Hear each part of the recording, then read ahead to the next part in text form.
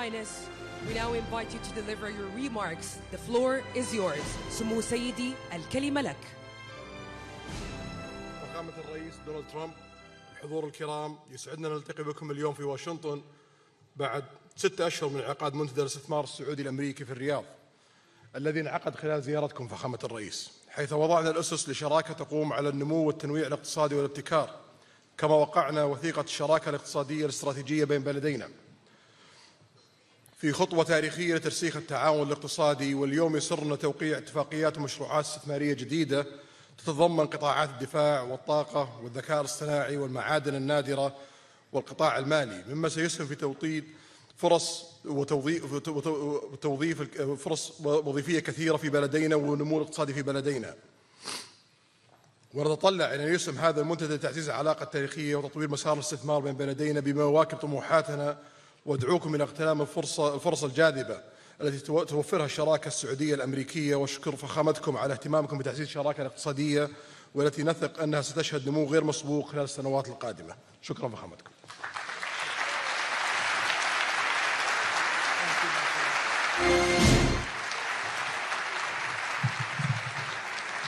Well, thank you very much. And it's great to be here today at the U.S. Saudi Investment Forum. Great group of people. The biggest, you got the biggest in the room. But some of the most talented, maybe most importantly, the word talent, successful and innovative business leaders anywhere on the planet. Whether you have come from near or far, we're delighted to have you invest right here in the hottest country anywhere in the world. Every leader is saying the United States we're the hottest country in the world. We're going to keep it that way too. But this has been, according to those that seem to say it, and I will say it, I would never say a thing like that because I want to be very modest. I always want to be modest as I can. They say this has been the best 9 months that any president has ever had. I'd say that's pretty good, right? But we've had a great 9 months. Now we have to do it more than a few more times. We just have to keep it going. We'll keep it going. I want to thank my friend, a great gentleman, Crown Prince Mohammed of Saudi Arabia, for his bold leadership and deep commitment to the ties between our two countries. Thank you. Thank you. Great gentleman. Yesterday, we had a phenomenal visit at the White House celebrating the 80-year bond between the United States and Saudi Arabia. We ended with an unbelievable show last night in a room that was far too small, but the next time you're here, you'll have a much bigger room. It's gonna be much bigger. I made more enemies last night by we had 119 people. That was a record for the room. So they've wanted for 150 years. They've been clamoring for a ballroom at the White House, and we're giving them one. We're giving them one plus, and it'll be something. But you'll be here. You'll be among the first, if not the first, if you'd like. You know, we'll work it out. But you had a lot of people that wanted to be there. They really would have witnessed something that was really incredible. The entertainment last night was incredible, including our great opera singer, but including the military, the talent and the military musically is also incredible. So it was great to be with you last night. I think it was something to behold. We officially designated the kingdom yesterday as the major non-NATO ally. That's a big deal. That's actually a very big deal.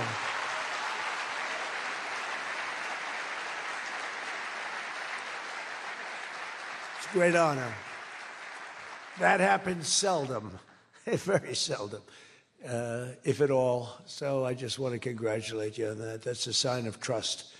We signed a historic strategic defense agreement yesterday also, and that's something that is likewise very rare, and it's a very honored company that you're in. And we're going to be selling Saudi Arabia some of the greatest military equipment ever built. We build the best military equipment in the world by far. That's why we do the most business, including nearly 300 American-made tanks is what you're buying, among many other things, the airplanes, and we're working on getting that approved very quickly. It's already approved, but don't worry.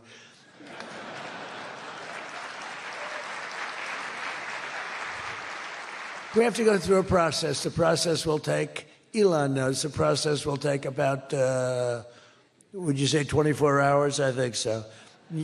You're in good shape, very good shape.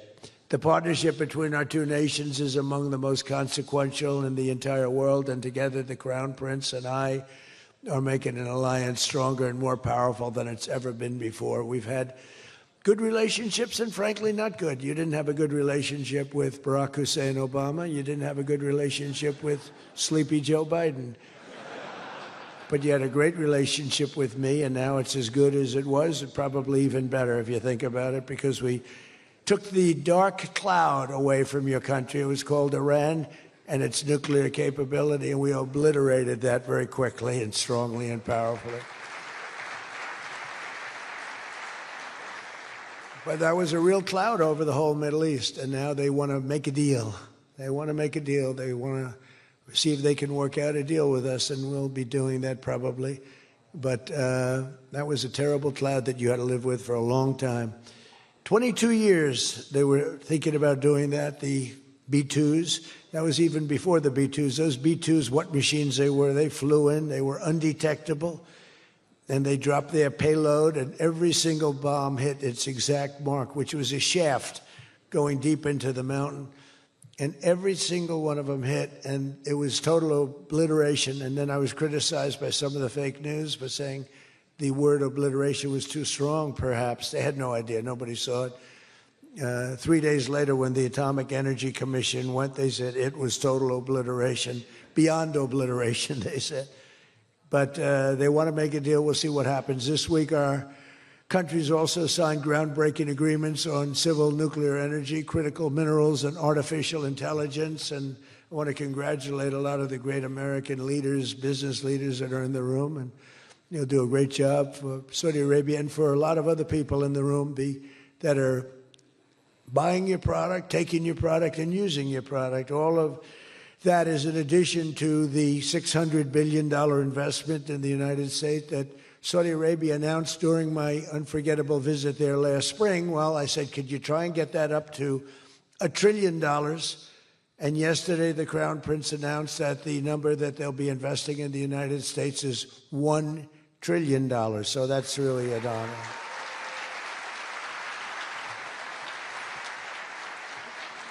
And we just took a picture backstage with some of the great business leaders and some of the great people, friends of mine from your country, and beautiful picture. And while we were taking the picture, I said, could you make it 1.5 trillion? So he's got something to think about. I don't know. We'll get something. I think we'll get something, Scott, right? But many of you in the room are playing a key role in making these projects happen, and we're told that $270 billion in agreements and sales are being signed between dozens of companies, and that's just happening today, $270 billion. That's big stuff.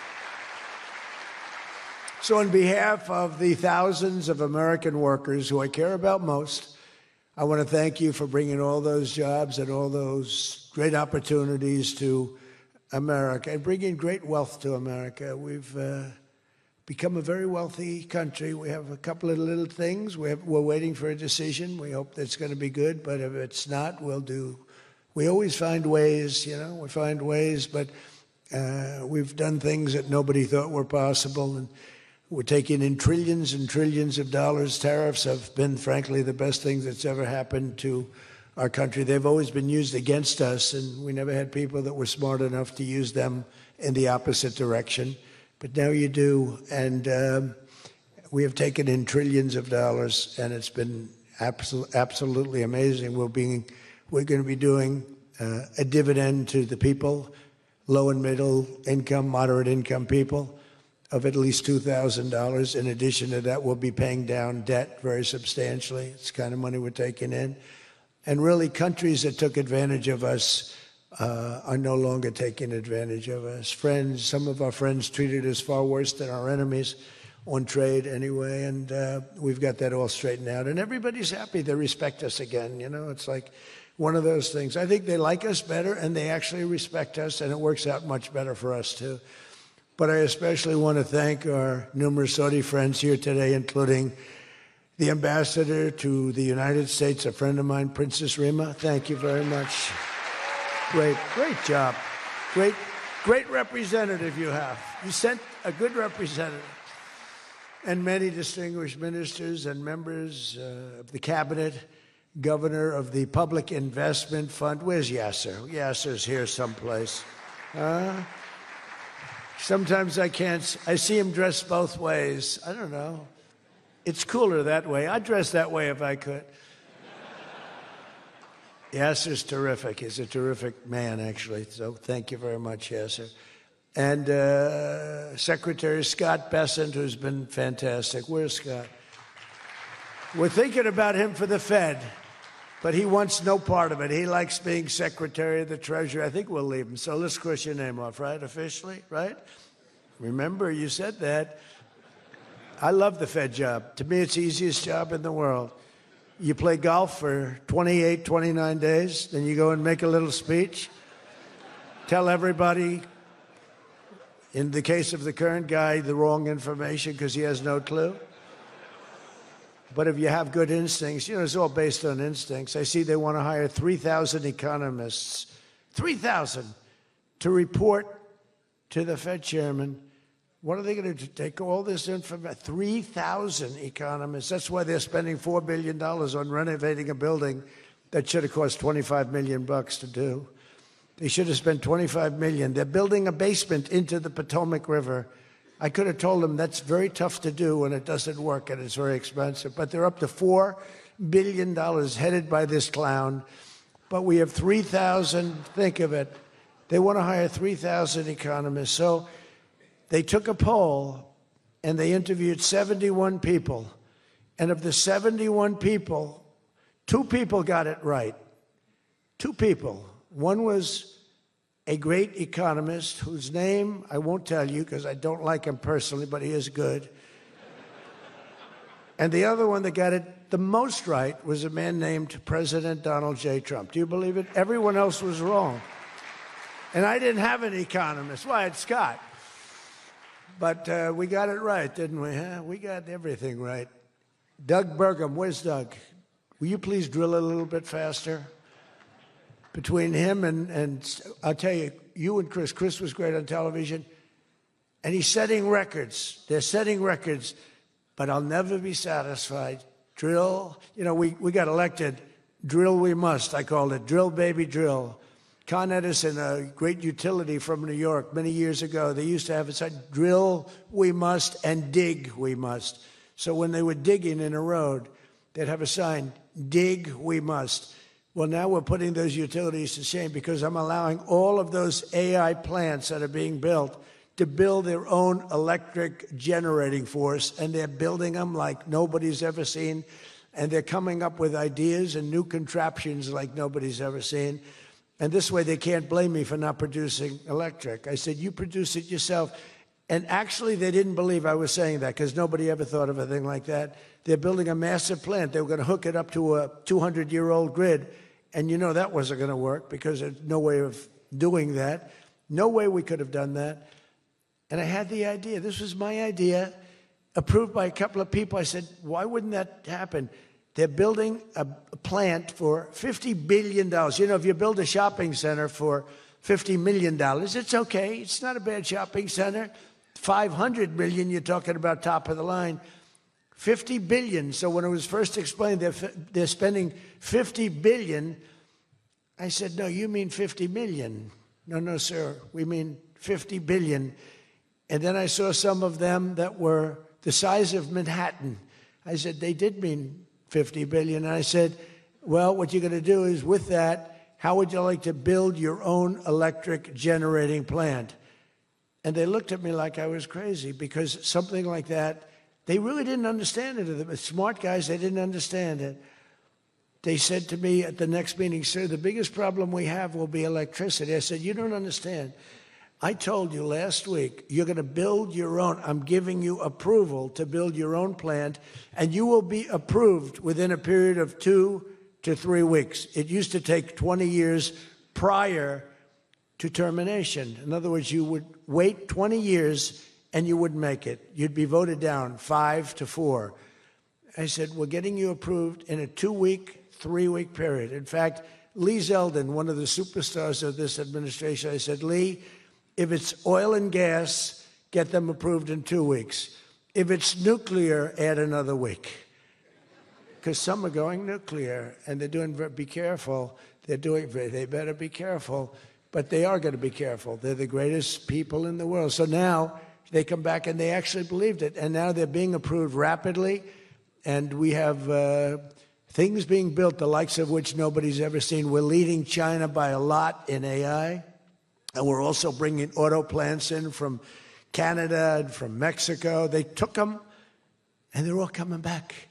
They're all coming back because of tariffs. If we didn't have tariffs, I mean, they like the fact that we won the election by a landslide on November 5th. That helped. But they're all coming back, and they're coming back from Germany and Japan. Toyota just announced, as you know, $10 billion worth of new plants. They just announced it last week I went to various countries, and Japan was one of them. And Toyota's coming in with a $10 billion investment in 4 or 5 plants. Now, we're going to be more advanced than we were. So we led the car industry like 100% 50 years ago. We led the chip industry 30, 40 years ago. We had 100%. Then people came in and started taking it. I don't blame them, Taiwan, et cetera. They took 100% because we had no president that protected our industry. If we would have said, it's wonderful that you're going to Taiwan, we think it's great, but when you sell your product back into this country, there will be a 250% tariff. Nobody would have left. Nobody would have left. And Intel would have been a giant. Intel would have been, where's Jensen? Intel would have blown, well, he now owns a big chunk of Intel. He's got it figured all different ways. Where are you, Jensen? Stand up. You have done such a good job. And you had a good 2 days, I understand, right? A good 2 days. How's Blackwell doing, okay? Any recent competitors? Anybody going to blow Blackwell away in the next week? They say 10 years. I don't know, maybe 2 years, 3 years. But you will not be stopping there. You'll be going further fast, right? An amazing job you've done. I want to thank Howard Lutnick and Kristi Noem for being here. Kristi, Howard, good job. Really good job. My daughter Tiffany's here with her great husband, Michael. Thank you very much, Tiffany. Thank you, honey. She was a great student. She went to Georgetown. She was a great, great student, and she finished really right at the top, and we were proud of you. And she was so proud, and her graduation got canceled because of COVID. But I say if her name were something else, they probably wouldn't have canceled it. They didn't like that she did so well in school. They weren't happy about it. I say they canceled your graduation because you were a great student, and they didn't want, but other than that, I have no problems. You see, I don't take anything personally. Anyway, great job. And of course, hundreds of the top minds in technology, finance, and private enterprise from both Saudi Arabia and the United States.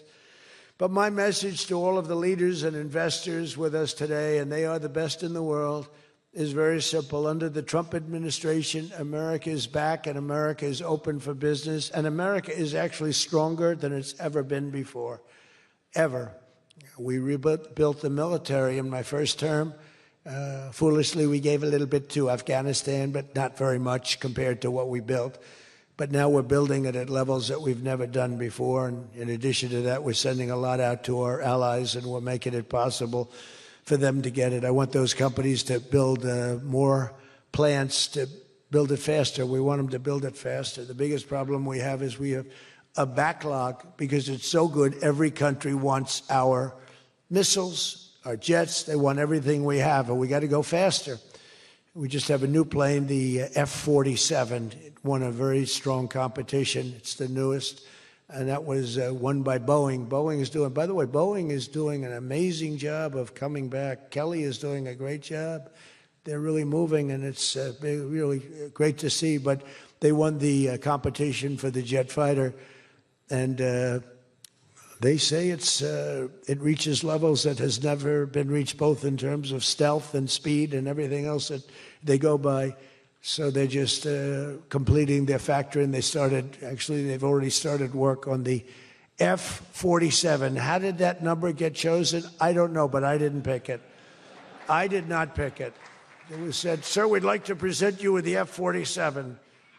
I said, "That's an unusual number. How did you pick that number?" After 4 years of economic nightmares under the previous regime, sleepy Joe Biden, he was a sleepy guy, wasn't he? Think he would have been here today? I don't think so.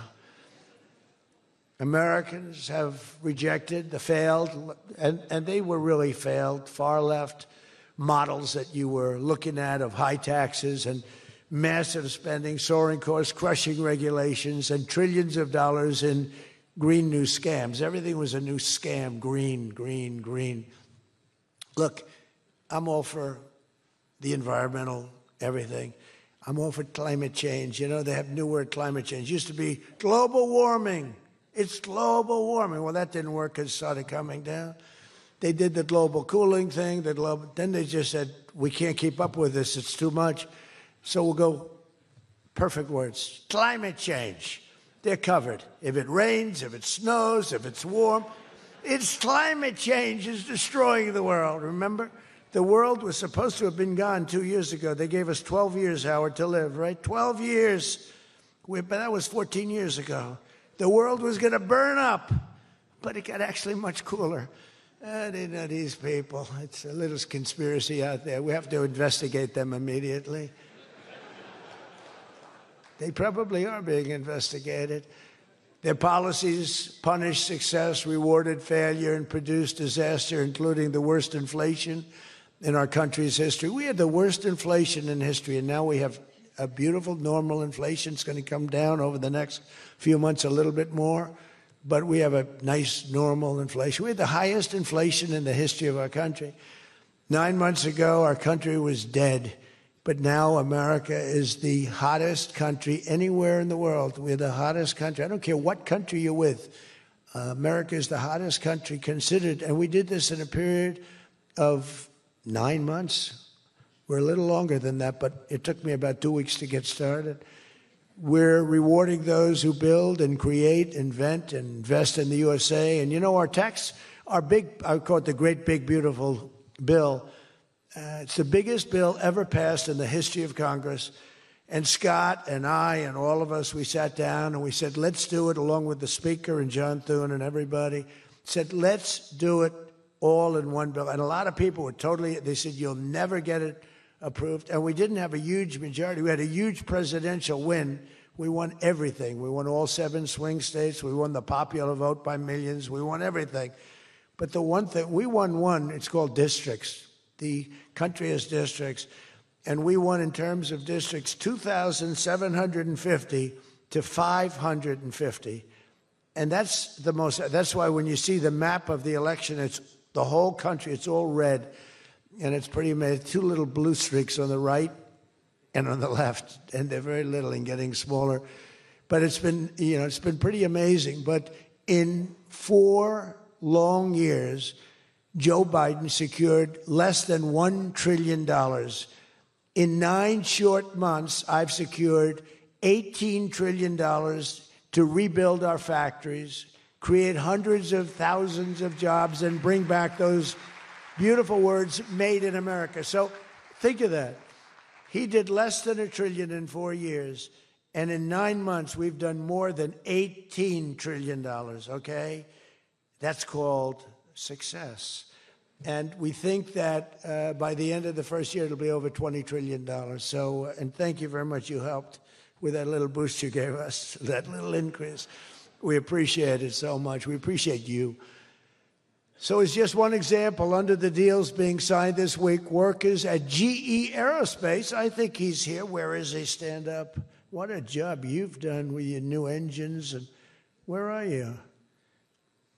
You're there. It's not a very good location for you. I thought you have been amazing. Great new engine that's supposed to be more efficient, more powerful, and less costly. That's not a bad combination. But GE Aerospace will soon be delivering dozens of new airplane engines for 787 Dreamliners in Saudi Arabia's commercial fleet. Big order. It was a big order just secured. Every new job and every new factory created by these announcements builds up our middle class and really strengthens the industrial backbone of America. And, you know, I view it differently. I used to view it as it's great, great, great. The stock goes up. I view it, everything is jobs now because I don't care. I care about jobs. And we have more jobs. It was just announced. We have more jobs right now than we've ever had in the history of our country. Those are big numbers. You know, it's like crazy. It's just a great stat. More jobs today than we've ever had in the history of our country. And we're going to be producing a lot more are coming. In my first term, we built the greatest economy in the history of the world, and now we're do it again. But this is really bigger and better and stronger. The first term, we had what was considered the best economy that any president has ever had. That's nice. And we got hit with COVID, remember? And we did a great job with COVID, but that was a horrible thing for the whole world. The whole world suffered. Your country suffered. Everybody suffered. And despite that, we had the greatest economy. And before that, forget it. We blew it off the charts. I'll never forget, I met with pollsters the day before I got the news about COVID, but I met with two pollsters because we were starting to think about the next election. They said, sir, if George Washington and Abraham Lincoln came back from the dead and they aligned and they went for the president, vice president as a combination, you'd be beating them by 25 points. And then the next day I was told that something strange is happening. There's a lot of death being reported in a certain country. I won't tell you which one because that country is well represented here. But you know which one. And thousands and thousands of people are dying. And I said, that's strange. What would that be? And it turned out to be a disaster for the world. There's, you know, like nothing has been seen like that since 1917.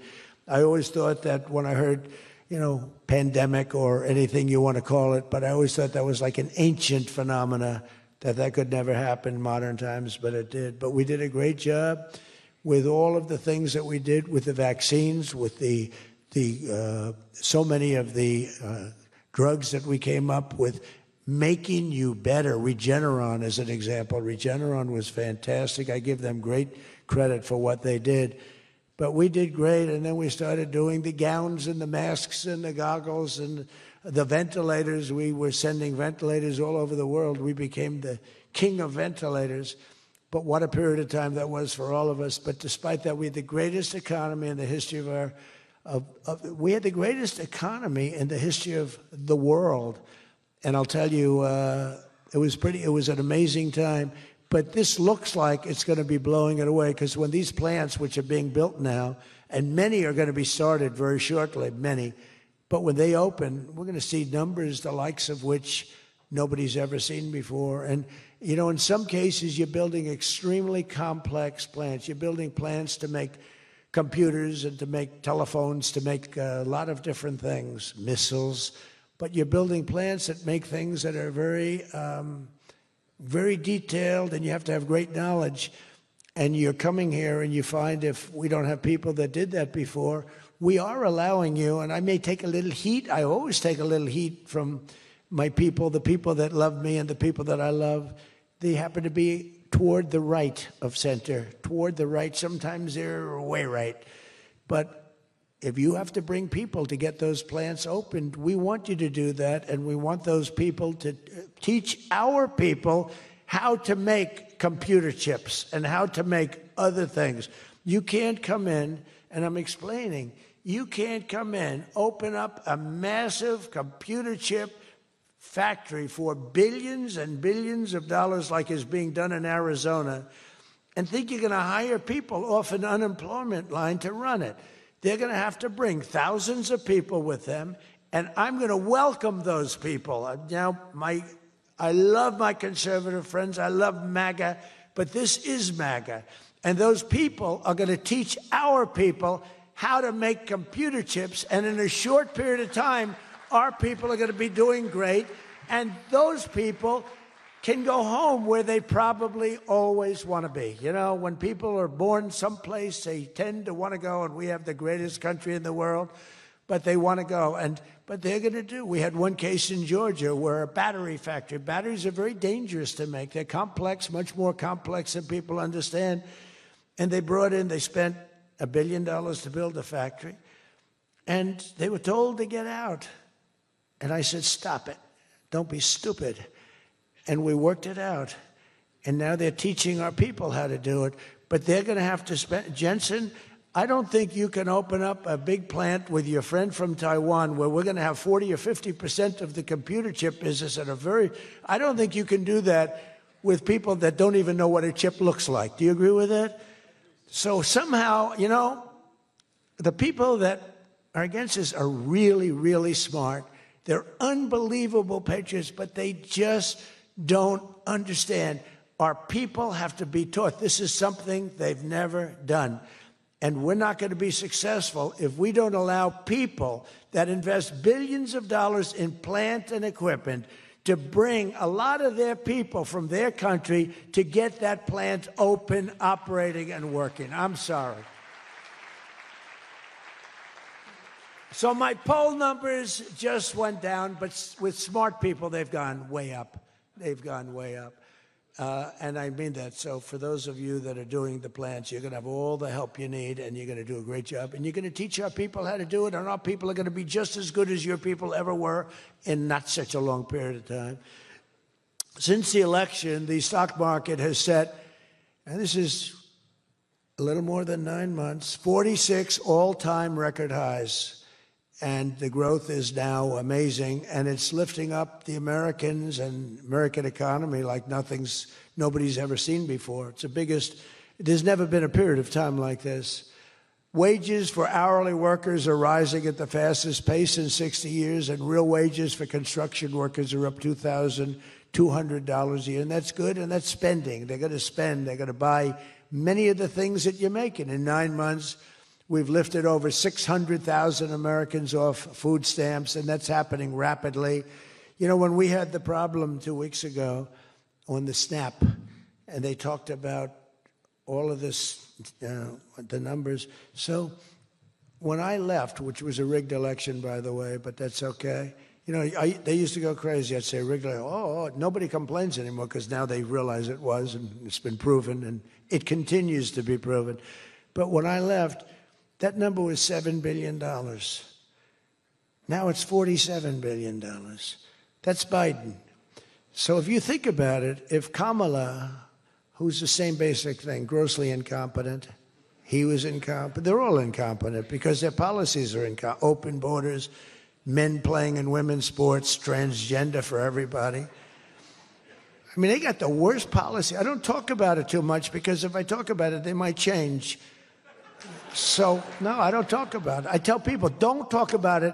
Wait till 2 weeks before the election and hit the hell out of them. Right? We talked about that, right, Elon? He said, we wait 2 weeks before. It's almost like you're in a war. Don't shoot yet. Don't shoot. Hold your fire. The enemy's rushing. Hold your fire. Don't shoot. Okay, now you can go. 2 weeks before. But I watched a guy the other day, a congressman, fighting for men playing in women's sports. And the new weightlifting record for a certain weight was just set. The man was 119 pounds higher than a woman champion who was a phenomenal champion. Beat her by 119, and he was an average lifter prior to transitioning. A lot of the Saudis that are sitting here saying, what the hell is he talking about transition? They don't do a lot of transitioning. They're sitting here, the Saudis are saying, what is he talking about? They're saying, what do you mean women are playing against men? No, that doesn't happen, does it? Yeah, it does. These people are crazy. 1.9 million more American-born workers are employed today. Think of that, than when I took office. So we picked up almost 2 million workers, and more Americans are now working, as I said, than at any time in the history of our country. Under Biden, 1 out of every 4 new jobs went to increase the size of the federal government. So in other words, 1 out of 4 was a federal worker. Well, I love our federal workers, but that's not the way you can build a country. It's a short road to a disaster. Under my administration, 100% Think of that. Of all new jobs created, came out of the private sector. In fact, the federal government, we cut thousands and hundreds of thousands of jobs out of the federal government. Now, if I wanted to do something for purely political reasons, I'd say, Susie, let's hire a couple of million federal workers.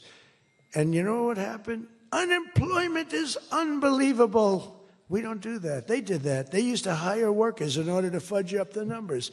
The federal workers. By the way, Susie Wiles, most powerful woman anywhere in the world by the biggest, most important magazine. Susie Wiles, she had her father, Pat Summerall, the great announcer, football. He was a great football player, became an even greater, the voice of the NFL, and he was supposed to be a tough cookie, and I believe it 100%. Most powerful woman in the world. She can take out a country, take out a country with one phone call. That's power. I don't know if I could do that, but she could. Thank you, Susie. Do you feel good about the job you're doing? Huh? She's never going to be satisfied. She's doing a great job. We're also making incredible strides to make America affordable again. That's a new word that they're using. Affordability, they talk. They had the worst inflation in history. They had the highest prices in history. The country was going to hell. The only thing that we're going up in is our stock market, okay? The only price that we really have, I mean, we're bringing prices down, but they came up with a new word, affordability. And they look at we were all about affordability, and everyone assumes that that meant that, no, their prices were high. If you look at the numbers, since I took office, core inflation is now below 2.7%. It was at numbers that nobody had ever seen before with them. Walmart just announced that the cost of their standard Thanksgiving meal is reduced by 25% this year from last year. So they make, look, the Democrats, I don't know, some of you are probably liberal Democrats. I don't know about in your country. I don't know if you know that word, liberal. The word liberal doesn't exist. But they have a new word now. You can't use liberal. You have to use the word progressive. And I don't like using it. It's a beautiful word, progressive. Progressive, that's not them. They're regressive. No, they're regressive. Think of it. So if I don't get in, we have $20 trillion. Let's say she gets in. Instead of $20 trillion, you'd lose $10 trillion, and your welfare and other benefits would go up by 30%. Look at SNAP. Look at what happened there. From 7 million to 47. From 7 billion to 47 billion, it would be that. So we would lose business, countries and companies and people would flee our country. They would flee, and all of the other things would go up. In other words, would end up with a shell of a country, and I'm being nice when I use the word shell. This country would have been in big trouble, and I don't want to get him in trouble, but that gentleman right there, the most respected man in the room, that's today because we're here. Most respected man, I have to say that. Don't worry, when I'm with other countries and the leaders sitting there, I say the same about them. Don't worry. Don't get carried away. No, the most respected, one of the great leaders, he told me when I was in his country, he said, and I use it all the time. Sometimes I refer to him because I have great respect for him. I figure it sells better. But he said exactly these words. He said, it's amazing what you've done. 1 year ago, your country was dead, and now you've got the hottest country in the world. You were the first one that said that.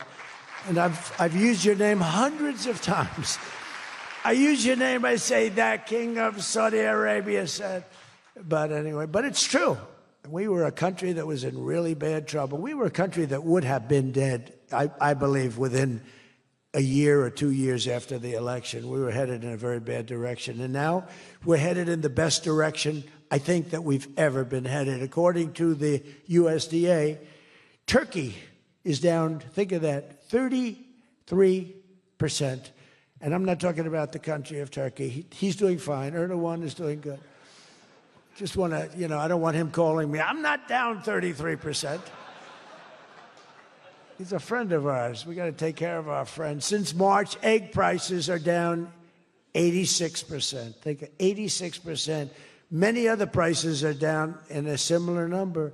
When I first came into office, my first 3 days, I had a news conference, and they started screaming at me. Those people, that's a lot of people back there. Look at all the fake news. They started screaming at me, eggs, eggs. I didn't know anything about it. I said, what's going on with eggs? They're up quadruple. I said, I've only been here for 3 days. And we'll work on it. And we got them down very substantially. They said, don't buy eggs for Easter. At the White House, we have an Easter egg hunt. We buy thousands of eggs. The people come from all over, thousands. They asked me, sir, would it be possible this year to buy plastic eggs? I said, I'm not buying plastic eggs. The kids are going to pick up an egg. They're going to, what the hell kind of an egg is this? And we bought maximum number of regular eggs, and we got the prices. Brooke Rollins did a great job, Department of Agriculture. She did a fantastic job. And eggs are way down now. Mortgage rates are down despite the Fed. I mean, Scott, you got to work on this guy. He's got some real mental problems. No, there's something wrong with him. It's just sweet. I'd be honest, I'd love to fire his ass. He should be fired. Guy's grossly incompetent. And he should be sued for spending $4 billion to build a little building. I'm building a ballroom that's going to cost a tiny fraction of that, and it's bigger than the whole thing put together. You got to work on him, Scott.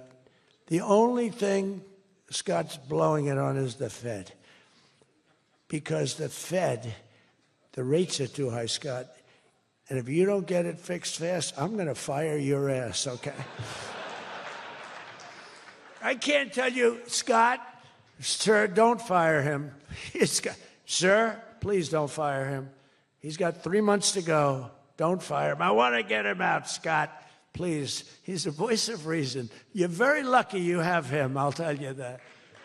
Done a good job. I think Howard's a little bit more for firing him. Right, Howard? I think Howard would say, get him the hell out of there. Anyway, well, congressional Democrats wanted the largest tax hike in history. They wanted to raise your taxes by 42% of you, 44%. I proudly gave you the largest tax cuts in American history. Don't forget, the great big beautiful bill doesn't kick in until January 1st. So all these numbers that you're reading about, all these great numbers, that's without the tax cuts. The tax cuts take effect on January 1st, and that's no tax on tips, no tax on overtime, and no tax on Social Security for our great seniors. Even people that go buy a car, they've never had this. You know, middle-income people don't know what the word deduction is. They don't know. This room, they live on deductions. Me too. How much of a deduction do I get? We all live on it. Middle-income people, they don't know about it. They don't really have deductions. We're giving them a deduction on the interest if they buy a nice Tesla car and they borrow the money. You're so lucky I'm with you, Elon. I'll tell you, has he ever thanked me properly? Although I do let him buy other than electric cars, but these are minor details. You know, we had a mandate, which even Elon thought was ridiculous, that everybody has to have an electric car by 2030. And once, fortunately, he said, that's a ridiculous thing. So I keep quoting, but I'm giving them a deduction. Now, Elon would like to have it differently. A deduction only if you buy a Tesla, right? But we'll let it be for everybody. But think of it. You get a deduction on the loan, on your interest payment. I think that's going to be an unbelievable boon to car sales. I think it's one of the biggest things, and we'll see, but I think it's going to be. And the biggest thing I've done for business and jobs is deductibility, where all of that money that you're spending, 100%, think of it, expensing for all new equipment purchase, factory construction, including structure. Every single thing you're allowed to deduct, expensing 1 year. And that's what made our first tax bill, in my opinion, more than anything else, bringing your money back in. We have that, we have everything. Trillions of dollars, hundreds of billions, but trillions of dollars. Apple alone, Tim Cook brought in hundreds of billions of dollars. You couldn't do it under the old tax code. You'd have to pay so much tax. And just the bureaucracy of it, we made it very simple. We charged a fair rate, and we took in billions. Well, we have that. But the expensing, to me, was the thing that made it so successful. And the other thing is all of those tax cuts that we got, that was the largest tax cut in history. On top of adding to those cuts, we extended the original tax cuts. If we didn't extend, you would have had about a 58% tax increase from that point, and we were able to get that extended. So I want to thank the Speaker of the House, and I want to thank John Thune. And a lot of people thought that bill, because we put everything into that one, we took 4 years' worth of things, and we put them into the great, big, beautiful bill. And we got it passed. It was close, like about a quarter of a vote. It was on fumes. We thought for a couple of moments we were not going to be able to get it. Then we would have had to have it in 9 or 12 or 14 different bills. And I don't think we would have gotten many of them approved. We would have gotten some easily approved, but some we would have gotten no votes on. By putting it all together, we got everything. And it was a great job, and I think someday it's going to be appreciated. But among other things, it's the biggest tax cut in history for people and for businesses. So just enjoy it, and think of me every once in a while when you're hiring new people and making a lot of money. You just think about us. But I'm cutting a record number of job-killing regulations. That's the other thing. And I've already slashed more than $1 trillion worth of regulations this year. My last term, I gave the largest regulation cut in history, and now we're doing it again. In fact, for every new regulation, they're mandated to cut 10. And so far, it's for every new regulation, they've cut 30. So they have the idea. And very importantly, we stopped Joe Biden's radical crusade to kill oil and natural gas. Somehow, I don't think Saudi Arabia would like me too much if we decide to kill oil and natural gas. There's nothing like it. It works. Windmills don't work. Other things, I don't want to get into it too much, but they don't work. What does work is natural gas, oil, nuclear, and other things. But the windmills are a disaster. I am the biggest negative person on windmills. They ruin your locations. They ruin. When I look at some of these countrysides that are littered with windmills, and every time it goes around, you lose money. The country loses money. It's a disaster. And I just hope that some of these countries that are losing their ass, we have countries that are going bankrupt because they're putting windmills all over the place. You're supposed to make money with energy, not lose money with energy. And we talk about oil, and we talk even clean, beautiful coal. I said, you're not allowed to mention the word coal unless you precede it by saying clean, beautiful. So I have my people in the office, they're talking about coal, right? And they're going, sir, a clean, beautiful coal is doing very well, sir. And then 2 minutes later, clean, beautiful coal. Then he mentions the third time, sir, coal. No, it's clean and beautiful.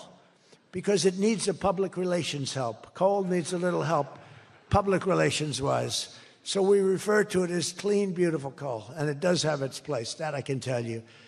But we're streamlining permitting for all new energy projects, all new mining projects, and what used to take 28 days is now down to very little.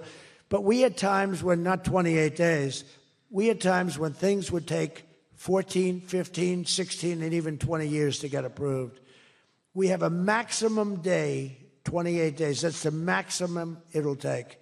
It'll never take more. You can come in with $1 trillion factory. You can come in with what it takes, a maximum of. You don't have to go years and years and years, be abused by bureaucracy. If you build a plant now, you're going to have your plant done within 28 days. And a lot of you are all, because I see everyone shaking their head, you're all agreeing. We're getting you approved by very smart people quickly.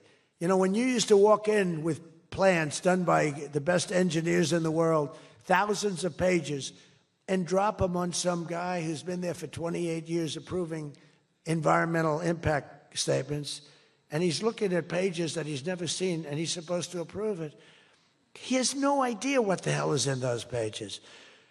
So we know what we're doing. We're going to get maximum is 28 days. That's why We have so much under construction, and people can't believe it. They can't believe it. And again, remember what I said, most important thing, you're building your own electric plant. You're really becoming a utility in addition to doing what you're doing. But you're building all of the excess, all of that energy, all of that electricity is being built. And your excess electricity, you can sell back to the federal grid. So we even make it there. Under the deals being signed this week, the world's two leading energy superpowers, America and Saudi Arabia, are partnering on energy like we've never partnered before. American Saudi companies represented here today are joining on liquefied natural gas, infrastructure, constructions, and making both of our energy sections. I mean, our sectors are becoming so strong. Just a quick story. In Louisiana, when I first time I got there were two massive LNG plants. One was under review for 14 years and was being rejected. The other one was for 18 years. The people of Louisiana, Doug, you know exactly what I'm talking about. And one was $20 billion, one was $24 billion, like the biggest things, like 3 Empire State Buildings lying on its side. It was massive. And I said, whatever happened with those plants? Well, sir, they're under review. How long has it been? 14 years and 17 years. And they had given up. Massive investments were being made by other countries and the richest people. They couldn't get them approved. I got myself involved. Right, Doug? The first one, I got approved in 1 day. The second one, I got a little cocky. I took my time. It took me 1 week. And they're both operating today, and they're tremendously successful. I got one, think of it. After 14 years, I was in office. I got involved. I got it done in 1 day. And it's been a tremendous success and made a lot of money for our country and for a lot of other people. And the other one took 1 week to get done. That one was under review, I think, for 14 or 15 years, both of them.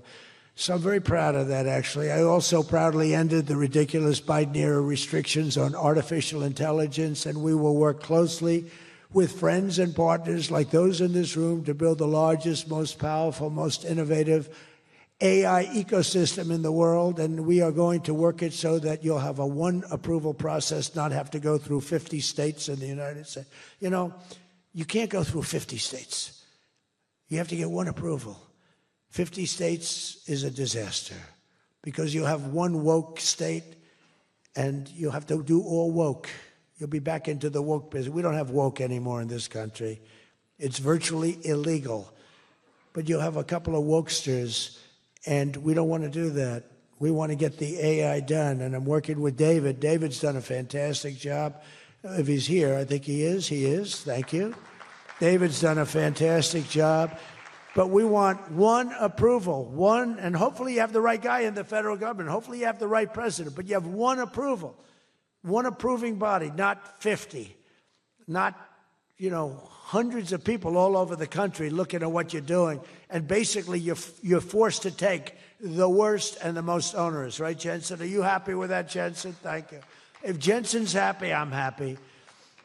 But what's very important, we have to do that. And we have a couple of very good, very well-meaning senators that think every state should have a right to approve. We're not going to do that because that will not allow you to do what we have to do. And we'll get that straightened out.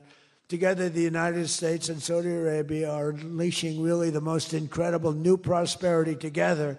And we're also making history and forging peace. And I've settled 8 raging conflicts, 8 wars. I've settled 8 wars. I have 1 to go. You know what that one is.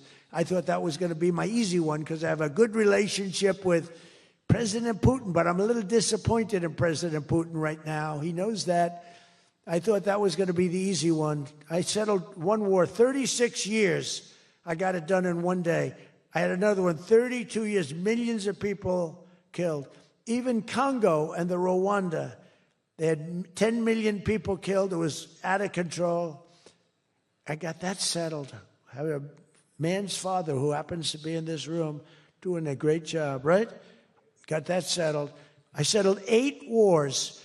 And I'll tell you, His Majesty would like me to do something very powerful having to do with Sudan. It was not on my my charts to be involved in that. I thought it was just something that was crazy and out of control. But I just see how important that is to you and to a lot of your friends in the room. Sudan, and we're going to start working on Sudan. I didn't think that that was one that was going to be so easy to do, but we're going to start working. Mohammed said, yeah, thank you. Thank you to you. No, it wasn't on my charts because I'm good at settling disputes, and I've always been. I've done very well with that over the years, even before this. But I was talking about the different wars, and look, India, Pakistan, they were going to go at it, nuclear weapons. I said, that's okay, you can go at it, but I'm putting a 350% tariff on each country, no more trade with the United States. No, you can't do that. I said, I'm going to do it. Come back to me, and I'll take it down. But I'm not going to have you guys shooting nuclear weapons at each other, killing millions of people, and having the nuclear dust floating over Los Angeles. I'm not going to do it. They said, we don't like that. I said, I don't care if you like it or not. So I was all set. I told Scott, 350% tariff to settle that war. If you don't, we'll make a nice trade deal. They were in the midst of a deal. Now, no other president would have done that. Another guy would have, like Joe Biden, doesn't even know what countries we're talking about. He wouldn't have any idea. There'd be no tariffs, no nothing. Just the whole world would go to hell. But no, I used tariffs to settle all these wars. Not all of them. 5 of the 8 were settled because of the economy, because of trade, because of tariffs. So I did this. But, and then I'll tell you what, the Prime Minister of Pakistan called me. Thank you very much. He actually said, I saved millions, and he said it in front of Susie. He said, President Trump saved millions and millions of lives. He doesn't even know that, but he saved millions of lives, and he talks about it. And I got a call from Prime Minister Modi saying, we're done. I said, you're done with what? We're not going to go to war. I said, thank you very much. Let's make a deal. But I saved a lot of people, millions of people, on many other wars. Azerbaijan, you know what was happening there? I settled that. That was going on for many, many years. Actually, Putin called me. He said, I can't believe you got that one settled. We've been trying to settle that one for a long time. I said, don't worry about that. Just let me settle your frickin' war, okay? You don't have to help me. I don't need any help. I need help with your war. And it'll get done. But working with the Crown Prince was amazing because he mentioned Sudan yesterday.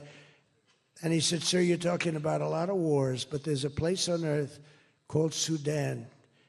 And it's horrible what's happening. And I viewed it as being just sort of a freelance, no government, no this, no that. And he explained the whole culture and the whole history. And it was very interesting to hear. Really amazing, actually, to hear. And, you know, we've already started working on that, okay? He said that would be the greatest thing you can do. That would be greater than what you've already done. That was your expression. Is that a correct expression? Pretty good. So we're working on that. We started about 30 minutes after you explained to us the great importance of that. I view it differently now than I did just a day ago.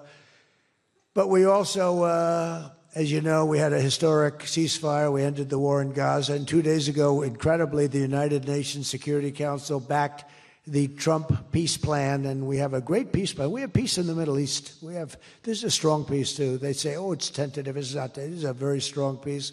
We have 59 countries signed on. And when there's problems, I'm getting calls from countries. They want to go in and lead the fight to solve the problem if we have any problems. But right now, it's looking very good and endorsed. They endorsed the United Nations, what's called the Board of Peace, chaired by a person called Donald J. Trump. I accepted the chairmanship. They asked me to be chairman.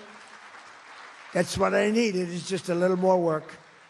But it's a great honor. That'll be the greatest board ever assembled. Where do you see this board? This board will blow every board away. And I believe we're going to be lucky enough to have the Crown Prince be a very distinguished member of the board. But we're going to have the heads of the Board of Peace. And I think it will go long beyond Gaza and the Middle East. I can see that going long beyond. There'll never be anything like this in terms of, I know you all have wonderful boards, but this is going to blow it away. It's going to blow them all away. and it's going to do some really good. So in the coming months, the Crown Prince and I are going to ensure that the ceasefire and everything else that's going on that's so positive in the Middle East, hard to believe. I mean, I've grown up, peace in the Middle East. I used to have peace, peace, peace in the Middle East, but never happened. We have peace in the Middle East. It's an amazing thing. Nobody thought, 3,000 years they talked. Nobody thought it would happen. In just 9 months, our administration has achieved more than most other administrations achieve in 8 years. And we're leading again in just every country. We want to win. We want to win for you. We want to win for ourselves. We want to help our allies. We want to change our enemies. We want to change our enemies. I'm being nice when I say it that way, but we want to change them. And if they don't change, we're going to be nasty. But hopefully we're not going to have to be nasty. But we want the world to prosper. We want the world to be safe. Our alliances are flourishing like they haven't before. And, you know, they're respecting America again. They didn't respect us. We were like a bunch of stupid people. We had a president that couldn't get up and talk, couldn't walk up a flight of stairs. We had people that didn't know what the hell they were doing. We were an embarrassment all over the world. But now we have people that are respected at levels that we've never seen before. So I just want to tell you that this is a group that I respect. I read every single name of every single person sitting in each and every seat. And I either know you or I know of you. This is an amazing group of people. And it really is headed by that gentleman sitting right smack center with 2 seats in between him. He wants plenty of room. And he's going to be the king of Saudi Arabia right now. He's the most distinguished gentleman. He's my friend. And thank you very much for what you've done for us, and we will always be with you. Thank you, Mohammed. I appreciate it. Thank you, everybody. Thank you very much. Thank you.